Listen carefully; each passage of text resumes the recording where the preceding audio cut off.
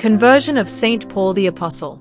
On January 25th, the faithful celebrate the conversion of Saint Paul, a significant event in the early church.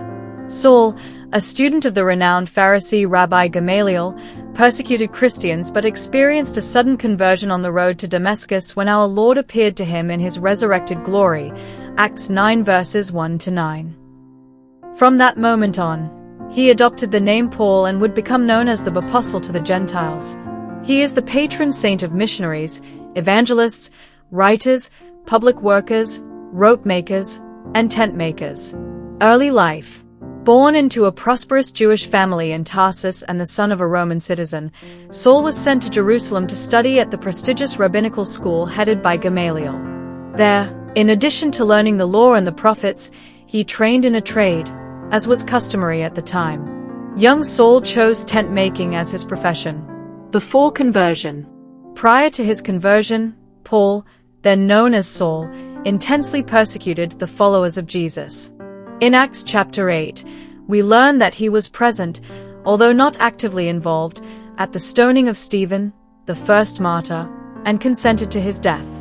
Paul recounts his life before conversion in his epistle to the Galatians, stating, "For you have heard of my previous way of life in Judaism, how intensely I persecuted the church of God and tried to destroy it. I was advancing in Judaism beyond many of my own age among my people and was extremely zealous for the traditions of my fathers." Galatians 1 verses 13-14. The encounter at Damascus. Fueled by zeal, Saul applied to the high priest and the Sanhedrin for authorization to arrest all Jews in Damascus who confessed Jesus Christ and bring them bound to Jerusalem as public examples to instill fear in others. He received permission to proceed beyond the city to detain those who followed Jesus. As he approached Damascus, a light from the sky suddenly flashed around him. He fell to the ground and heard a voice ask, "Saul, Saul, why are you persecuting me?" He replied, "Who are you, sir?" The response was, "I am Jesus, whom you are persecuting." Acts 9 verses 3-5. At that moment, Saul was blinded and had to be led into Damascus, where he spent 3 days fasting, praying, and reflecting on this encounter. Baptism of Paul. In Damascus, there was a distinguished Christian named Ananias, respected by the Jews for his good character and virtue. Christ appeared to Ananias and instructed him to visit Saul, who was then praying in the house of Judas.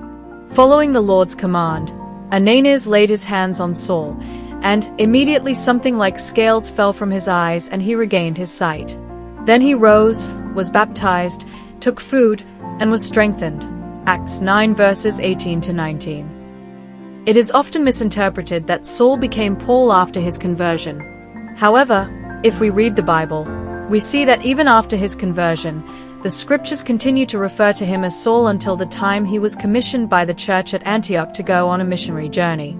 It is only in Cyprus that he is first mentioned by the name Paul. Eventually, Saul began to use his Roman name Paul rather than his Hebrew name Saul.